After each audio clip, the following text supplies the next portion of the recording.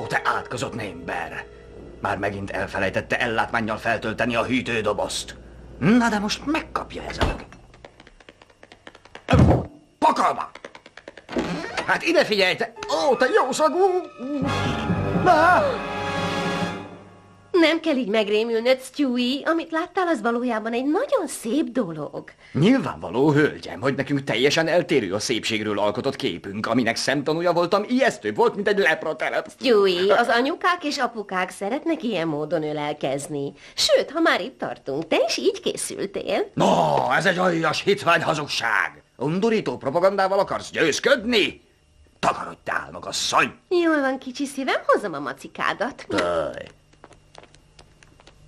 Édes Istenem, láttad őket együtt?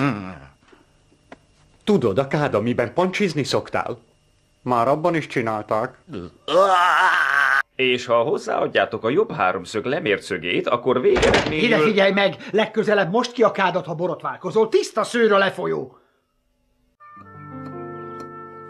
Stewie, nincs játék, amíg nem végzel a zöldséggel. Mérget vehetsz rá, te irgalmatlan banya, hogy mindennel végezni fogok.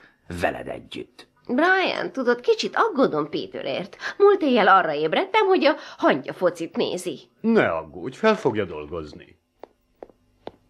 Szép jó reggelt!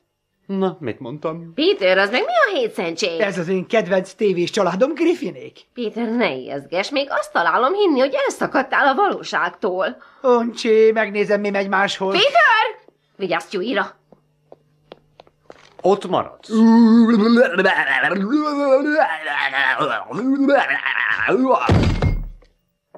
Segítenél?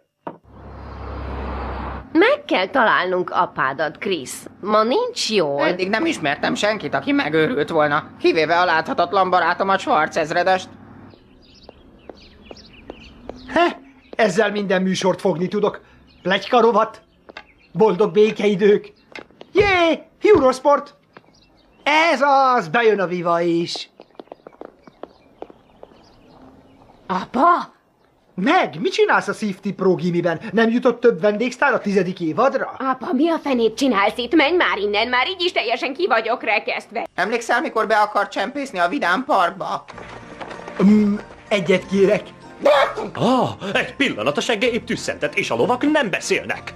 Nem, az egész valahogy nem stimmel. Német virsli, lengyel kolbász. Német kolbász, cseh virsli. Nagyon jól meg leszünk tévé nélkül is. Ez meg mit akar jelenteni? Csak annyit, hogy te tévéfüggő vagy, sok minden más mellett. Emlékszel, mikor le akartál szokni a csokiról? Utoljára kérdezem. Biztos, hogy nem ettél semmit a gyáromban? Nem. Csak azért Azt kérdem... mondod, hazudok? Nem, csak azért, Akkor mert... kussoljál, Vonka! Hát én úgy látom, csak egy kis horpadás. Szerintem semmi szükség, hogy bevonjuk a biztosítót is. Igen, de én azért mégis elkérném az adatait. Tényleg? Igen. Pedig ezt simán ki lehet kalapálni. Csak Igen, minden néhány helyen bizonyan, kell de én kicsit akkor is valahogy megütögetni. jobban érezném magam, ha megadná nekem az adatait. Peter, pocsék hazudozó vagy.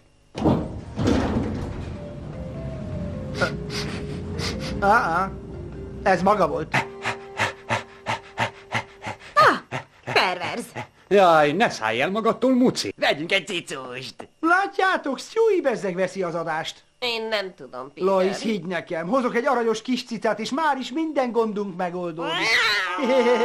Gyere, gyere le onnan szépen ügyesen, jól van, kis cica. Mi az ördög volt ez? Lois, mi a csodának terítesz Briannek is? Azért, mert ha hazajön, szeretném, hogy úgy érezze, mintha el sem ment volna. És tudom, hogy te is sokat gondolsz rá, Peter. Lois, az a dög megszegte a szavát. És különben is már van egy új kedvencünk, akit annyira lehet szeretni. Ha mindig kapnék egy centet, amikor az egyik ősöm kibújik az alól, hogy vezetni tanítson, már rég egy gazdag kés kurva lenne. Befelé.